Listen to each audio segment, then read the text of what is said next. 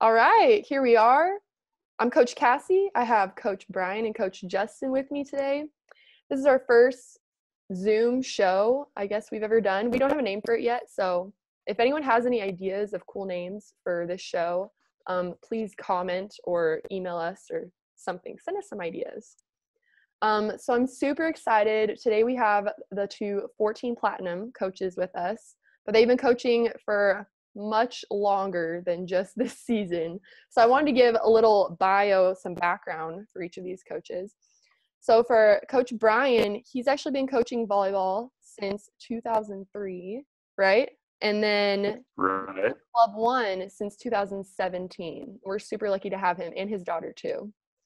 And when he was a player in high school, he actually won a state championship at Mountain Point and was nominated Player of the Year. And then in college at Pepperdine, he got to play under legendary coach Marv Dunphy. And that team actually, they won, they were national runners-up, and they were also part of the Final Four during the 2 years that you were there. So pretty cool playing background. And then we have Coach Justin, who's been coaching since 2009 with Club 1 since 2012. And when he played in high school, he was an all-state indoor player and then also moved on to play on the beach side, and he earned his AAA rating. Is that correct? Yep. Pretty cool. So pretty versatile players, and I'm really excited to have them on today because I think a lot of times our players forget that us coaches, we were players too, and sometimes we're still playing. So we understand how you guys feel, really. So I wanted to talk to you guys first. Do you guys remember your first volleyball match, what it was like? My first match, I didn't start playing competitive volleyball until high school because back when I was a young guy, it wasn't really available to us before then. I don't know that I remember my first match. I remember that first season, though. I remember just learning a ton and falling in love with it. I had, it was a high school JV team, and we had a couple young guys that had just finished playing high school. They were college-age guys, and they had a lot of energy. And I just remember having a lot of fun every day going to practice after school. And then just getting the bug, and haven't been away from the game really since. It's Yeah, definitely addicting. Yeah, I think mine would be a little bit different. Is like I remember, high school was more so. I went in to play volleyball because my mom told me I needed to do something. I quit playing baseball the year before, and she's like, "You're getting fat. You need to go do something." And my favorite teacher at the time was also the volleyball coach. So she's like, "Hey, come try out." And I ended up taking a spot from a senior that year as a sophomore. I didn't see any time on the floor, but I do remember like that first week where it was like me and the assistant coach didn't get along, and it was just like that was like my big moment. It's like I stormed out of the gym yelling at him, and then like we had this big hug moment afterwards of like, "Hey, I understand you're frustrated. You want to be on the court. You're way too competitive for this, but like you got to do your time." So like that would be my biggest memory of like what my first week of volleyball was me yelling at an assistant coach, me getting reprimanded for it, and then me just having like a really great time the rest of the year because of it, because of the kids, because of the other athletes. Wow. So a lot of the relationships were really impactful with coaches and with teammates. Yeah, that was probably the big reason I went out there and did it. The social aspect of it, being on a team again was a lot of fun. That's awesome. I think you guys have better first memories than me because I remember missing my first serve, my first ever match. It didn't even make it to the net. It dropped at the 10-foot line. So I'm glad you guys have really positive memories. You were allowed to serve in your first match? I wasn't allowed to serve in my first match. Oh, okay. Yeah. Yeah, I wasn't either. No way. Yeah, you guys, welcome to the men's side. We weren't always strong servers. This is great. You're welcome. Oh, that's awesome. What do you guys remember? I know, Justin, you were just talking about interactions with your first coach. Do you guys have memories of a favorite coach and why they were so impactful for you, why you clicked with them, anything like that? My coaches that I had in high school when it came to volleyball, they were basketball coaches. They didn't know anything about the game. So I went and looked elsewhere for help, and I was able to find the sand scene for that reason. It's like over by Victory Lane. This is where I went to high school at, and they had a like outdoor fours tournament every Friday night for adults. So little old 15-year-old Justin goes out there and just, dives in and wants to get better.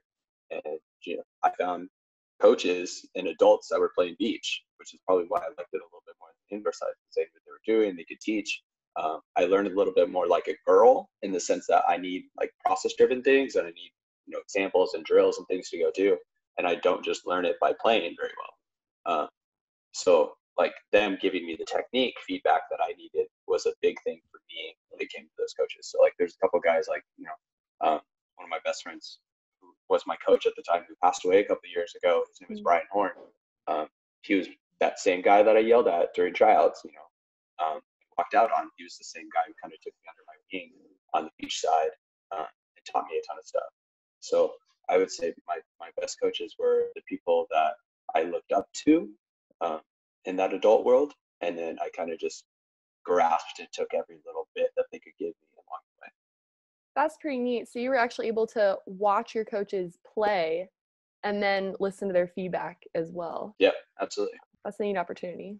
How about you, Coach Brian? Well, I guess this one's kind of easy for me since I get to work with my favorite coach of all time, Fred Mix. Taking the year off, my coach is at Club One. He was the varsity coach at school, and I consider myself and all of my teammates very blessed because he was the best coach in the state. I played for him for 4 years at Mountain Point and then stayed in touch through college and right back and started coaching with him and been coaching with him ever since. We were at Mountain Point coaching and Perry coaching together, and memory stories. I probably got too many to tell, but he's a phenomenal guy. He's highly intelligent, highly competitive, and does an amazing job getting that out of kids. And just a really fun guy to be around. Well, that's such a rare experience to be coached by someone in high school and then get to join them on their coaching staff after you finish your college career. So you and Fred Mann, in case anyone missed that name, Coach Fred Mann and Coach Brian Wagner, they've been together coaching at Mountain Point, coaching at Perry, and Brian played for him when he was in high school. So pretty cool for full circle. The opportunity to coach with them last year on the club side. Awesome. Like Brian said, like he's a heck of a guy, really good coach, super intelligent. I got to learn a lot as well from him last year. It's fun. We could probably do a whole video or podcast, whatever this is, about Fred Mann stories because they're pretty fantastic. Actually, a really good idea. I'll make a note of that. I'll make a note of that. Okay, so when you guys were playing in high school, learning the skills, maybe some are coming easily, some are a little more frustrating. What did you do that helped you push through and make improvements with those skills that were a little more challenging for you? I think what I'd point to is just a little bit of patience. I mean, I was it's an interesting situation for me starting when I was already 15 years old. So it was like riding that learning curve really fast because I was already kind of physically developed, roughly the same size I am now. And just kind of able to pick some stuff up, but just loving it so much that I wanted to work at it all the time. And sure, frustrated, but knowing that I had coaches around me and other guys around me that were a lot better than me, that were willing to, spend the time to help me get there. And I just loved it so much that I didn't never really stop. I think that's kind of part of an answer to your question. I think the other thing would be just diving in and being kind of patient with yourself, knowing that it might take some time. You got to be nice to yourself. And it's not going to be a first day, got it, and then let's run. It's going to take time with any skill. And I'd say in other players around me that were a lot better than me, knowing that they've been doing it. And that's how it is for all of it with everything. The people that are really successful at stuff normally spend a lot of time. So just give yourself that time, get there, and you'll get there. So I'm hearing a couple things. You, number one, spent a lot of time working on the skills. You got a ton of reps in. Sounds like outside of practice too. And then number two, you're really patient with yourself. Like, hey, if I don't get it the first time, that's fine. I'm just going to keep trying. And then number three, you were watching players who were better than you and learning from them and watching their process. I was lucky because our program, when we first started, what Fred Mann was doing over there at Mountain Point, we were highly competitive, before I got there. So phenomenal players, a guy by the name of Reed Purdy, who won a gold medal in 2008. He was in the gym that I was in. So I got to watch him train. and even got to play with him a little bit, and then again a little bit in college. But being around some great players in a highly competitive environment, yeah, that was definitely beneficial. I wasn't having to pave the way in our gym at all, being around those people. And Reed wasn't the only one. There were a lot of guys that were really good out in front of me that I did get to watch and train with a little bit. Wow, that's really awesome to hear, because I think for a lot of players there's a temptation to want to be the best on your team, and if you're not, there's something wrong, or there's like this insecurity. But it's actually what you're saying is it made you a better player by not being the best in the gym or the best on your team. Absolutely. Yeah, and I can kind of build on that as well. It's like I didn't play a single game my sophomore year, my first year playing volleyball. Like, I wasn't allowed to play. It's just like, Justin, you can sit the bench, you can figure out how things are going. So like, I had to find a passion another way, and I had to acquire the skills in a different way. And that was through, the beach side of things. It's like, that's kind of where I fell in love with it. It's like, I didn't get the coaching that I needed in the gym because our coach didn't really know anything. I had to look around and watch and figure out from people that had been in there and training at like club and things like that. But I went out onto the beach, and the second week I'd ever gone out there, I ended up getting paired with ready, big name drop here, like a Reed Pretty name drop, ready. I got paired with Karch Karai for a little clinic, and it's like, I don't know who you are.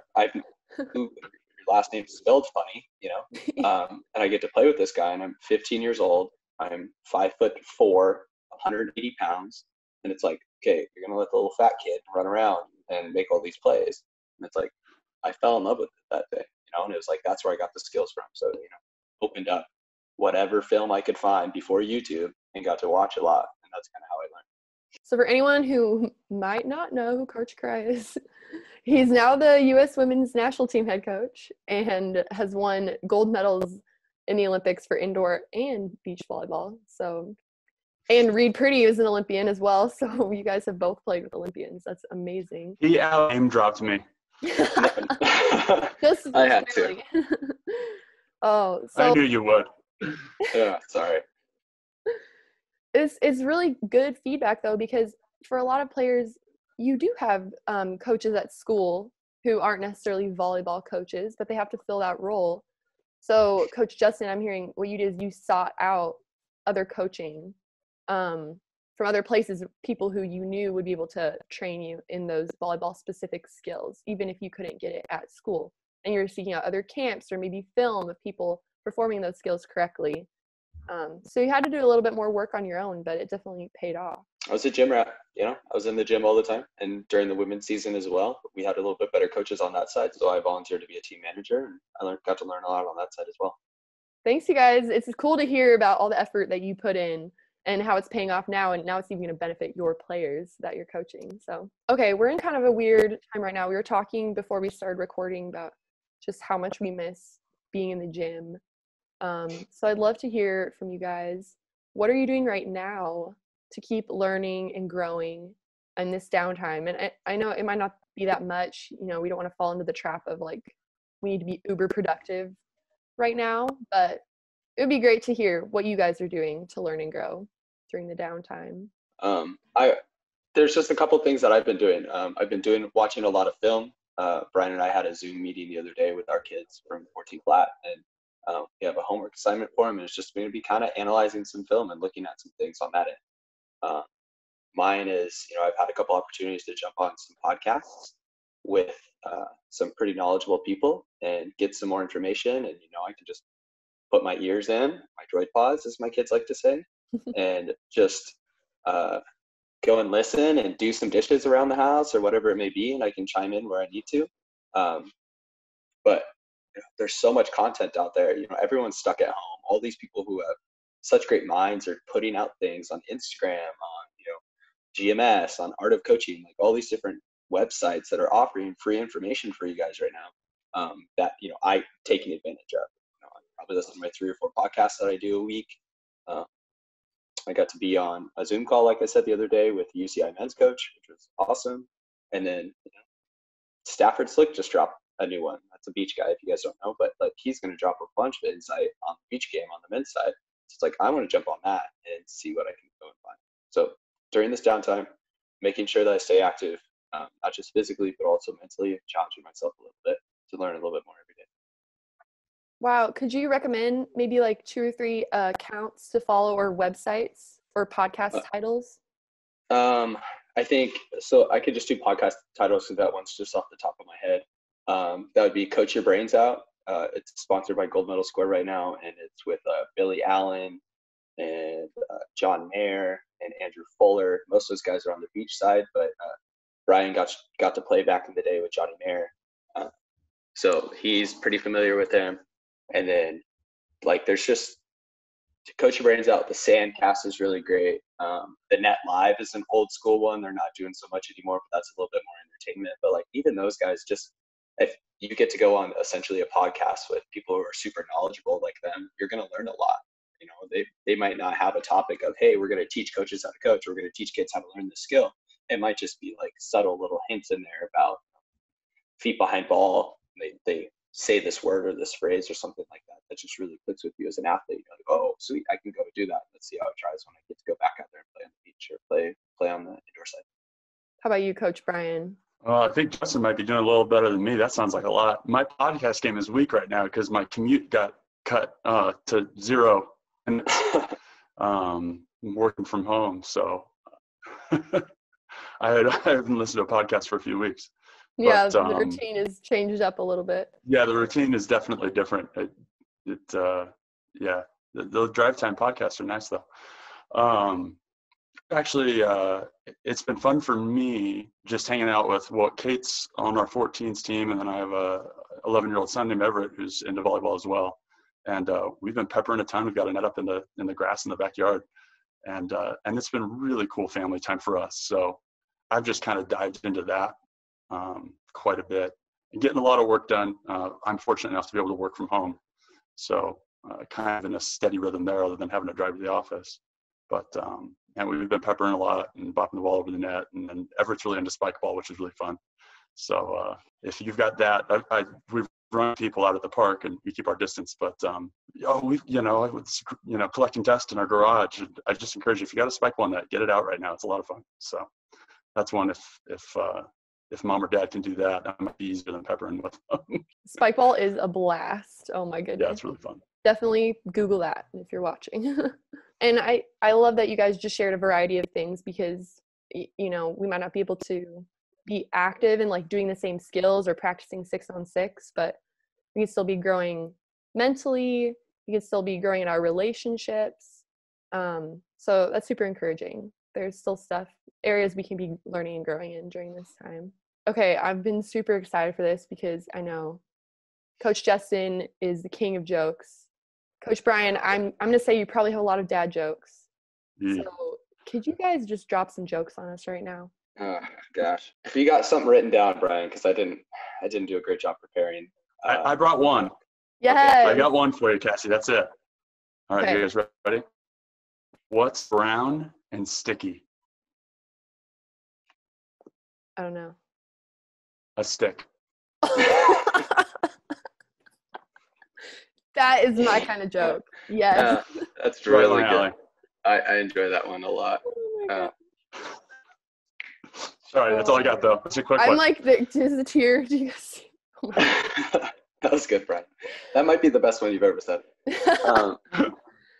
Oh, Yeah, gosh. I might have to take a delay on that one. I don't think I can Okay. top Brian's there. That's really good. Maybe we'll have. Oh, jeez. Maybe. Yeah, I'll send one in. I'll type one in to you guys for that one. Okay, perfect. Well, thanks you guys so much. You guys are our very first guests on this currently unnamed show/podcast. And we're really grateful you guys are willing to take some time out of your day. Do you have any thoughts or anything you want to share with your team or with any Club One players before we go? I do have one. I think, like Brian's kind of mentioned here, is in this time that's weird, is like take some time out of your day to get to know and love your family a little bit more. You know, maybe ask them some weird questions or something like that, or challenge them to be a little bit better. My big thing right now is I want to make sure that our kids, myself, my friends, my family, they're all getting 1% better every day. And that's the only thing I ask for them. It's like, hey, let's go find a way to be a little bit better. and this is going to sound weird, but like the way that I'm getting 1% better right now is like I'm refining my cutting skills, like my knife skills at home. But cooking every day is like I need to make sure that I'm practicing that because they're incredibly subpar, and I'd love those to get a little bit better. So 1% better every day, physically, cooking, mentally, whatever you need to do, just get a little bit better. That's awesome. Thanks, Coach. Yeah, one thing I told our kids when we were chatting the other day was stay positive. You know, I think it'd be really easy right now to kind of get down in the doldrums or just isolate a little bit to yourself. Stay positive and view this time as an opportunity. We kind of got pause pressed on us. And each and every one of our kids at Club One, they're going to remember this. They're going to be old enough to remember this when they're 60 years old. And it's kind of like, what did you do, Grandma? When everything shut down, it's like, well, I was productive. I got to do this and I learned this. And, you know, I spent a lot of time with my brothers or, you know, whatever it was. I would just say use it as an opportunity to get better, like Justin's saying, but do some stuff that maybe you wouldn't have time to do with your normal homework schedule, with your normal volleyball schedule, because we're all going to remember this. And as scary and crazy as it is, I think we can all have some fond memories of the time we spent at home. I think that's possible. That's what I'm trying to do. Well, I'm inspired by you guys, so thank you so much just for sharing that encouragement. And we're excited to keep touching base with you guys this month, hearing how we're growing 1% more, 1% better every day. So we'll talk to you later. And if you guys have any ideas for what we should call this, definitely let me know. Sounds good. Thank you, Cassie, for having us. Yeah, I'll be back on anytime. Just let me know. Thanks, Cassie. This was fun. Awesome. All right. Thanks, guys. We'll talk to you soon.